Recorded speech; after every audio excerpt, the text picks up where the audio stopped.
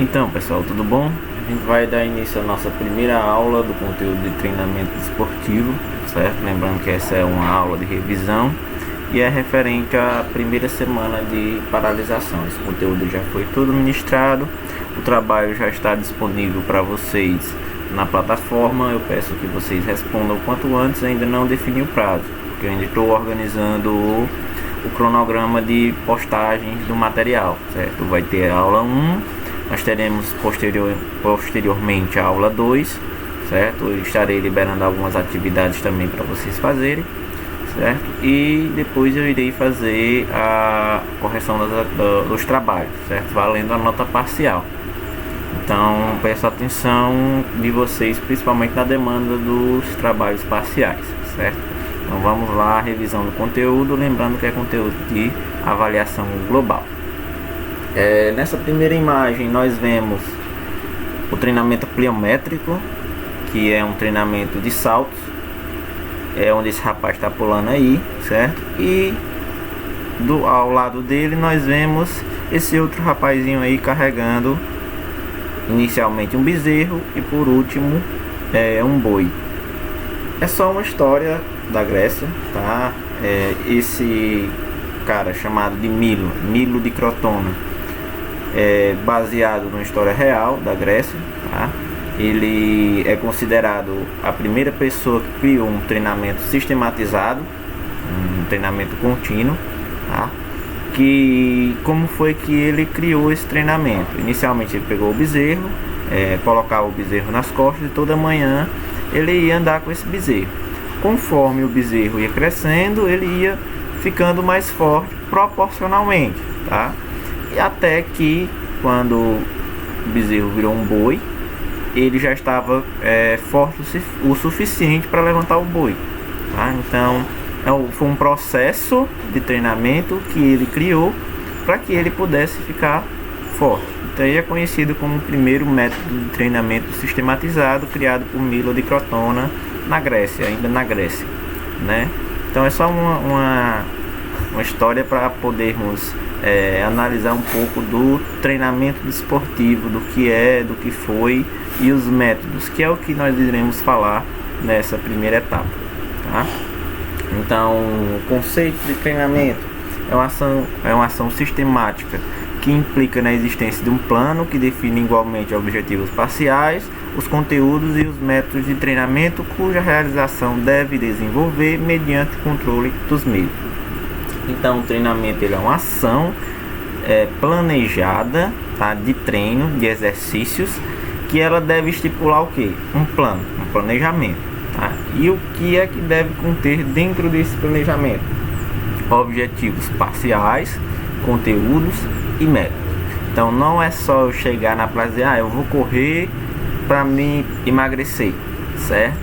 Isso pode até funcionar até determinado momento, mas depois não vai funcionar mais, porque o treinamento ele deve ser sistematizado, ele deve seguir um planejamento, porque se esse planejamento não for seguido, é um pouco mais difícil de você poder alcançar os seus objetivos, certo? Então devemos ter objetivos parciais, conteúdos e os métodos de treinamento.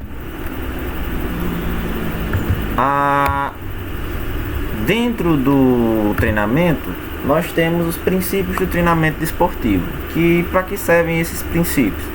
Eles servem para que possamos planejar melhor o nosso treinamento. Então todos os princípios, todo treinamento ele deve respeitar os princípios. Para quê? Para que seja possível alcançar o objetivo desse treinamento, tá? Então nós vamos falar sobre os princípios.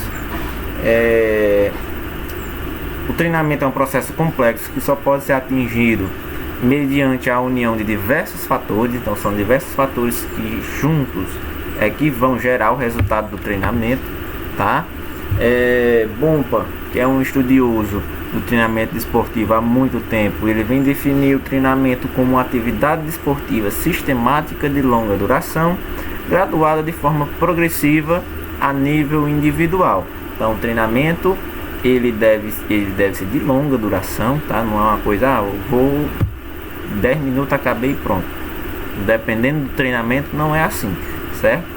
graduada de forma progressiva a nível individual. Isso é muito importante, porque o treinamento, você não deve começar o treinamento acima do que você pode fazer. Você tem que começar dentro dos seus limites com o estímulo adequado. Isso nós vamos ver um pouco mais à frente.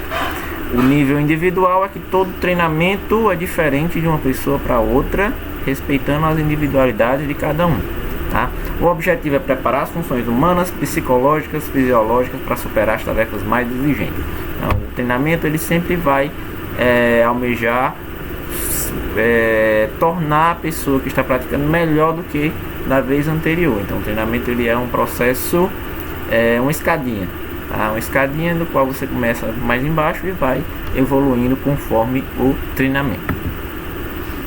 Então, os princípios do treinamento de forma geral são o princípio da conscientização, princípio da saúde, individualidade biológica, que é dividido em genótipo e fenótipo, princípio da adaptação, que aí dentro do princípio da adaptação nós estudamos os tipos de estímulo, tá? E os tipos de estímulo nós iremos falar mais apropriadamente deles quando formos falar do princípio da adaptação. Nós temos o princípio da sobrecarga, continuidade e reversibilidade, variabilidade, interdependência, volume, intensidade e especificidade de movimento. O primeiro princípio que nós iremos falar é o princípio da conscientização. O princípio da conscientização, ele vem dizer que o exercício, a pessoa que vai executar o exercício deve ter consciência dos motivos da execução daquele exercício. Para quê? Para que quando você o realize, você tenha direcionamento muscular, tá? Eficiência no exercício. Então, quanto mais consciente você estiver do exercício que você está fazendo, melhor será o resultado. Vamos ser mais práticos. Quando você está fazendo um abdominal, que é esse exercício que está aí na imagem, tá? Você deve ter consciência da musculatura que está ativando, tá? Que é o reto abdominal. Nós devemos ter consciência que quem tem que exercitar-se, quem tem que botar força, quem tem que tensionar a musculatura do reto abdominal. Consequentemente, o resultado disso vai ser a hipertrofia da musculatura local, certo? Então, todo exercício ele deve ser feito de forma consciente. O princípio da saúde, ele vem dizer que todo exercício físico, além de proporcionar melhora no desempenho, deve proporcionar saúde e qualidade de vida ao praticante. Mas, professor, isso é óbvio. Todo exercício não vai promover saúde e qualidade de vida? Não é bem assim, tá? Na prática de exercício deve ser feita com cuidado, com acompanhamento profissional, justamente por causa disso, tá? A prática feita de forma irregular ou de forma descuidada pode gerar lesões, pode gerar malefícios à saúde, tá?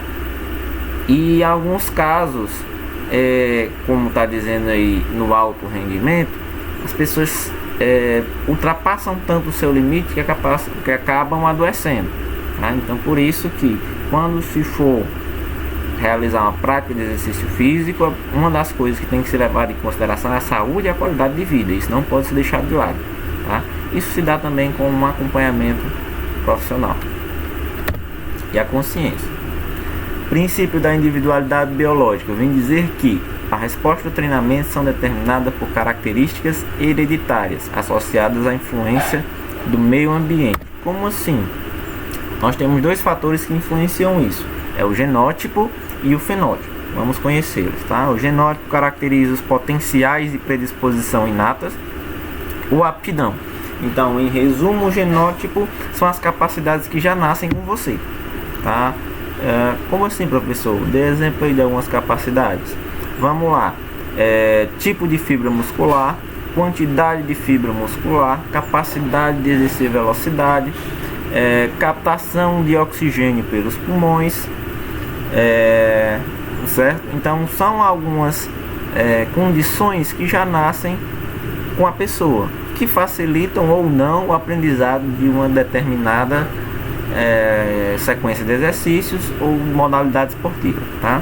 As habilidades são parte do fenótipo, ou características possíveis de serem incorporadas ao indivíduo. Então, a experiência é o que você pode aprender através do treinamento, que chamamos de fenótipo. Aqui é uma coisa triste, mas que é real, né? O treinamento físico não melhora a capacidade de desempenho além do que aquele limite pré-estabelecido pelo genótipo, ou seja, nós já nascemos com um limite pré-estabelecido. É claro, esse limite é muito difícil de ser alcançado, a pessoa tem que treinar muito, porém todos temos um limite físico, tá? Quando chegamos nesse limite, não tem como ultrapassar, nem com treinamento, nem com alguma outra forma forçada, tá? Existem alguns métodos ilegais para fazer isso, mas isso prejudica a saúde, e vimos com o princípio anterior que isso não é adequado, tá bom? Mas aí nós todos temos um limite, é muito difícil de alcançá-lo, porém o treinamento físico não vai melhorar além do limite pré-estabelecido pela nossa genética. As habilidades referem aos elementos que são adquiridos ou aprendidos ao longo do tempo da vida, somando ao quadro e formando um quadro de experiências. Então, nossas habilidades vão sendo somadas conforme nós vamos praticando e formando um quadro de experiências, gerando o nosso fenótipo e nossas habilidades individuais.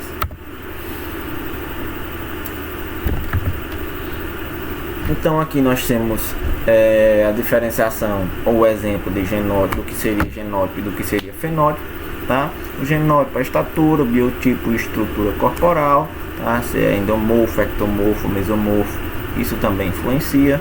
Tá? Aptidões físicas e intelectuais, força máxima, composição corporal e percentual de fibras musculares. Isso tudo é predisposto na nossa genética, tá? O que nós podemos aprender? Habilidades motoras e esportivas, nosso nível intelectual, o estudo, né? O consumo máximo de oxigênio e limiar anaeróbio, isso é modificável através do oxigênio. Quanto maior o nosso consumo máximo de oxigênio e limiar anaeróbio proporcionados através do treinamento, maior a nossa resistência. E isso é importante na hora da prática do exercício. Por isso que é bom treinar esses quesitos também. Percentual de fibras musculares. No genótipo nós temos o percentual dos tipos de fibra, e o fenótipo ele pode estimular o percentual de fibras musculares. O exemplo mais simples, aí nós temos esse rapazinho aí conhecido como Usain Bolt, tá? Ele carrega uma carga genética corporal adequada para a prática de sua modalidade, tá? Composição corporal, biotipo, altura, força máxima, tá? E percentual dos tipos de fibra, e ele treinou, tá? Para que essas habilidades fossem incorporadas ao indivíduo. Então vamos imaginar o seguinte cenário: Usain Bolt nasceu numa cidade do interior do Ceará, não vou nem citar nomes, tá? E ele é um menino que corre muito, tá? Ele, quando vai jogar bola, quando ele vai correr com os outros meninos, ele tem evidentemente que ele tem uma capacidade superior aos demais. Porém, ele não vai ser, nem nunca foi, nem nunca vai ser estimulado à prática do atletismo. O que é que vai acontecer com o Usain Bolt? Ele vai ser um campeão mundial? Não, ele vai ser qualquer outra pessoa por aí, tá? Que não vai ter desempenho atlético. E se deu por quê? Porque não teve um incentivo ao esporte, não teve um incentivo à prática esportiva, tá? Então as habilidades elas são adquiridas através da prática, do incentivo ao esporte, políticas públicas voltadas à prática esportiva, certo? Então no caso dele, ele foi incentivado, ele treinou e teve a oportunidade de juntar a parte de genótipo e o fenótipo para virar um atleta renomado mundialmente. Próximo princípio da adaptação. Primeira coisa que nós temos que saber do princípio da adaptação é sobre a homeostase, tá? A homeostase é a condição de relativa estabilidade da qual o organismo necessita para realizar as funções adequadamente para o equilíbrio do corpo. tá? Ou seja, homeostase é o estado de equilíbrio em que o nosso corpo ele fica em repouso. Eu aqui nesse momento estou em homeostase, está tudo tranquilo, tudo de boa, tá? E o meu corpo ele sempre busca estar em homeostase. Quando é que eu sairia da minha homeostase? A partir do momento que eu saísse daqui, fosse correr dentro do meu limite, passasse um tempo e voltasse. Aí eu estaria com a respiração ofegante, estaria com taquicardia, estaria com sudorese, estaria suando, tá? Isso tudo são efeitos da quebra da homeostase que acontecem para que ela retorne ao normal. E para que eu preciso saber o conceito da homeostase? Porque dentro do treinamento nós precisamos sempre quebrar a homeostase. Sempre. A homeostase ela tem que ser quebrada para que depois, quando ela voltar, ela volte no estágio melhor que o estágio anterior. Vamos já falar sobre isso também, tá? Só por curiosidade, a função da homeostase no organismo. Os responsáveis pelo controle da homeostase são o sistema nervoso e as glândulas endócrinas. Por exemplo, a insulina é um hormônio, age nas reduções do nível de glicose quando ele está muito alto, açúcar no sangue, tá? Então, a insulina é liberada no nosso organismo para que esse açúcar ele não fique circulante. Outro exemplo, no caso do aumento da temperatura, as glândulas sudoríparas são levadas a liberar mais suor, pois recebem um comando dos impulsos nervosos, nessa forma o corpo é resfriado. Então, como eu disse, quando eu vou correr, meu corpo ele vai suar. Para quê? Para que ele venha a resfriar. Para que meu corpo ele volte mais facilmente à homeostase, certo?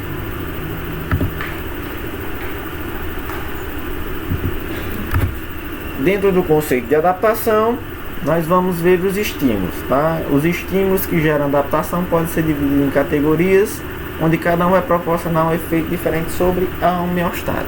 Então, para que a homeostase ela seja quebrada, eu preciso gerar um estímulo. Esse estímulo é o exercício que eu vou fazer, tá? Então, nós vamos ver quais são os tipos de estímulo e o que cada um vai gerar na homeostase. Então, o estímulo fraco, ele não vai provocar adaptação. O que seria o estímulo fraco? Seria eu ficar andando numa intensidade muito baixa, que provavelmente não iria nem me cansar. Um exemplo simples, seria um estímulo fraco e não geraria nenhuma adaptação.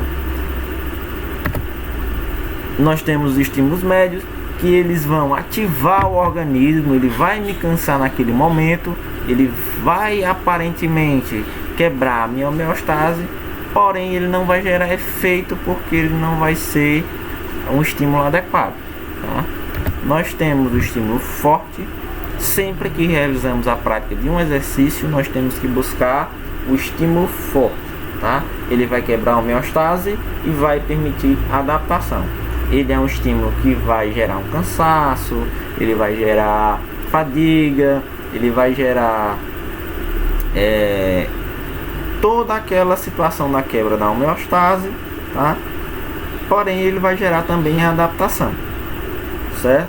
E nós temos também um estímulo muito forte, que ele vai quebrar a homeostase, beleza, porém que ele não vai permitir a adaptação.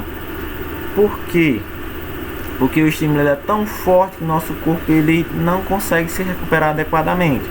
Isso vai gerar efeitos colaterais negativos, tá certo? Por isso que temos que ter cuidado na hora da prática de exercício para não gerar um estímulo muito forte e a gente acabar gerando uma síndrome de supertreinamento e se lesionando, ficando com febre, ficando doente, tá? Por causa de um estímulo muito forte. O estímulo tem que ser forte para dentro dos limites de cada praticante. Lembrando que o estímulo forte para mim é diferente de um estímulo forte para você e para qualquer outra pessoa. Os estímulos eles são individuais, certo? Aqui é só uma proposta de cargas, tá? Para um treinamento de resistência. Não vou me adentrar muito nisso aqui. Pronto. Então, nos casos em que o estímulo seja fraco, não vai produzir adaptação satisfatória e vai ser classificado como estímulo débil. Então, não é adequado. Os estímulos de baixa intensidade, eles vão ativar o organismo, e não vai produzir adaptação posterior, classificado como estímulos médios. Os estímulos fortes são exatamente aqueles que proporcionam as adaptações mais seguras, plenas e prolongadas. Então, o que a gente está buscando é estímulo forte. Busca-se no treinamento consciente e organizado na maior parte do tempo, exatamente a manutenção dessa forma de estímulo. Então, nós sempre temos que buscar o estímulo forte dentro do nosso treinamento. O estímulo muito forte, ele vai acarretar sensíveis danos ao organismo, e dependendo de quem pratica e da forma que pratica, vai causar lesão se não for extremamente controlados por meio de testes periódicos e avaliações, estado biológico, maturacional, também psicológico do indivíduo. Então, assim, o estímulo forte ele é muito usado no treinamento de atletas, tá? Mas ele tem uma manutenção muito minuciosa, porque ele agride muito o organismo, tá? Então isso tem que ter muito cuidado, não é adequado para prática de exercícios comuns. Nós vamos agora ao princípio da sobrecarga, tá? O princípio da sobrecarga vem dizer que expor o organismo acima de carga, sendo essa progressiva e contínua, aplicada no ápice do período de supercompensação, com o objetivo de manter o estímulo forte e poder ser aplicada no volume pode ser aplicado no volume ou na intensidade. Como assim? Quando nós treinamos, nós temos uma melhora no rendimento. Essa melhora de rendimento é chamada de supercompensação. E todo novo estímulo, que nós vimos lá os tipos do estímulo no princípio da adaptação, todo novo estímulo deve ser aplicado no ápice da supercompensação, tá? Isso é o princípio da sobrecarga. Vou dar um exemplo aí. Nós temos esse gráfico. O estímulo ele é representado pelo exercício. Quando fazemos um exercício, vamos dizer que seja adequado, o estímulo ele foi forte. Então fazemos o exercício, nós entramos em fadiga. Então a linha do gráfico ela vai descer. Essa fadiga desceu, nós pararemos de fazer exercício e iremos descansar e se alimentar bem, tá? Nós teremos a compensação e essa compensação vai voltar até a linha normal do gráfico. Conforme vai passando o tempo, nós vamos dando estímulo, fadiga e compensação, vai chegar um momento em que a nossa compensação não vai parar na linha do gráfico, ele vai passar, tá? Quando ele passa, é a supercompensação. Essa supercompensação é a adaptação ao treinamento, tá? Então a sobrecarga deve ser aplicada no ápice da supercompensação. Quando eu tiver a melhora no meu rendimento, eu aplico uma sobrecarga nova, um estímulo novo. Para quê? Para dar continuidade à minha evolução. Se eu não fizer isso, eu posso ter uma perda de rendimento. Aí um exemplo de cargas, tá? Eu vou falar sobre isso quando eu falar de princípio de interdependência volume e intensidade, certo? Então, ó, vou falar aqui, ó, carga de treinamento e tempo de restauração. Os tipos de estímulo, certo? Quando o estímulo é extremo, você vai precisar de mais de 72 horas para se recuperar dele. Quando o estímulo ou a carga ela é grande, você vai precisar de 48 a 72 horas de repouso, tá? O estímulo ou a carga ela é substancial, você vai precisar de 24 a 48 horas. O estímulo médio de 12 a 24 e o pequeno menor que 12 horas, tá? De recuperação. Então isso tem que ser levado em consideração na hora do planejamento do treinamento também. Princípio da continuidade e reversibilidade, eles vêm dizer que as modificações induzidas pelo treinamento são transitórias ou passageiras, tá? Todas as características secundárias adquiridas por meio do treinamento perdem-se e retornam aos limites iniciais pré-treinamento após determinado período de inatividade. Pelo motivo exposto, há sempre a necessidade de manutenção do treinamento em níveis contínuos para a manutenção do estado de treinamento mais elevado. Então vamos lá. O princípio da continuidade e reversibilidade, ele vem dizer que se você não manter o treinamento de forma sequencial, você vai perder os seus ganhos. Então vai se desfazer o seu treino a partir do momento em que você não continuar treinando, tá certo? Por isso que precisa manter a continuidade do treinamento. Princípio da variabilidade, ele vem dizer que a carga aplicada ou o tipo de atividade física não sofrer variação, poderá ocorrer regressão nos níveis de aptidão física, tá? É ineficaz para o indivíduo praticar atividade física com as mesmas intensidades. Então você vai precisar variar o tipo de atividade dentro da modalidade que ele está praticando, tá certo? Então tem que ter variação, mas com um objetivo, tá? Quanto maior for a diversidade de estímulos, estamos falando de diversidade e não quantidade de estímulos, tá? O estímulo ele deve ser um estímulo forte. Sendo um estímulo forte, ok, mas a diversidade é a quantidade de exercícios e a forma de execução dos exercícios. Desde que esses fiquem em conformidade com o conceito de segurança e eficiência, deve reger qualquer atividade. Maiores serão as possibilidades de atingirmos uma melhor performance. Então os estímulos devem ser variados, tá certo? Dentro do estímulo devem ter uma diversidade de estímulos, com uma mesma intensidade. O princípio da interdependência volume e intensidade, ele vem dizer que o presente princípio baseia-se na relação ótima de aplicação do volume e da intensidade de treinamento. Comumente, sempre o volume de treino eleva-se, reduz a intensidade e vice-versa, tá?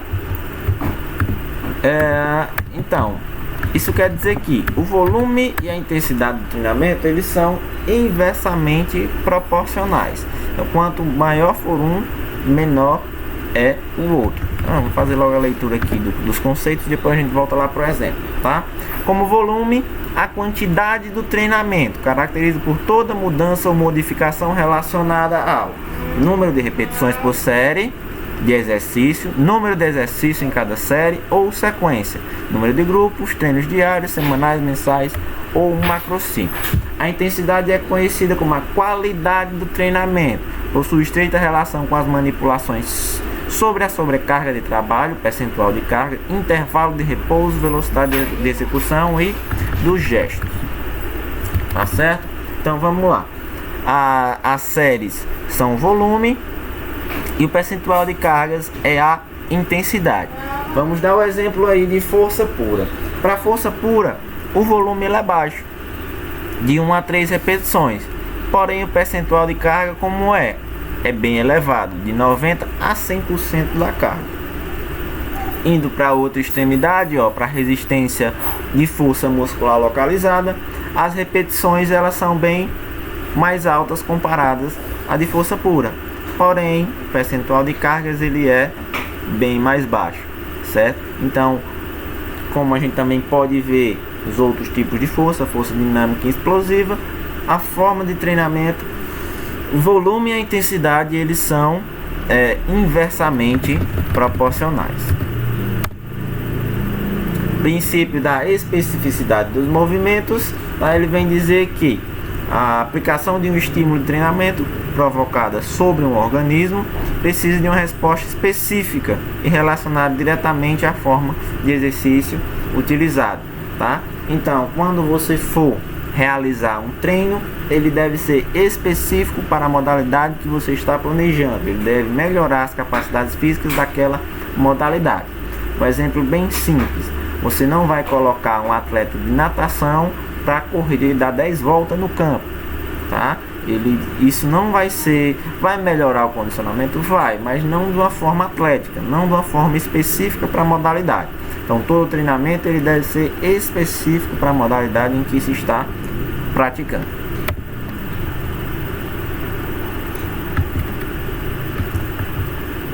Então, nós chegamos nas capacidades físicas, tá? Capacidades físicas são definidas como todo atributo físico treinável no organismo humano. São todas as qualidades físicas motoras passíveis de treinamento, comumente classificadas em dois grandes grupos, que são eles condicionais e coordenativos. Então, as capacidades, nós entramos agora para falar das capacidades físicas, né? É a temática do nosso trabalho parcial. Então, a aula de hoje eu vou dar encerramento por aqui e na próxima aula a gente vai dar continuidade a partir desse ponto, certo? Então, valeu e até breve.